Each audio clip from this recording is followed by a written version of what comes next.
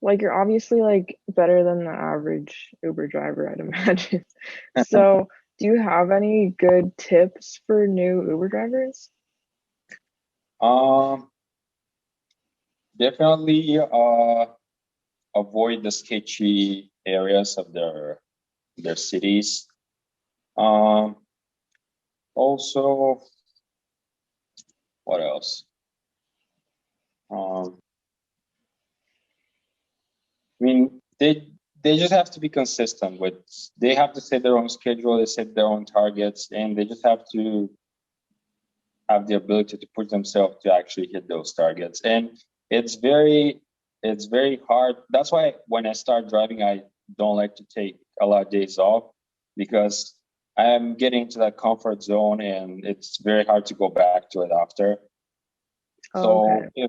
if they're gonna set their schedule, they really have to stick to it, and maybe don't allow themselves a lot of like a break time. Yeah. Because Yeah, that, yeah, at the end of the day, you have nobody to tell you when to work and how to work. So you have to be that person. You have to be your own boss. yeah.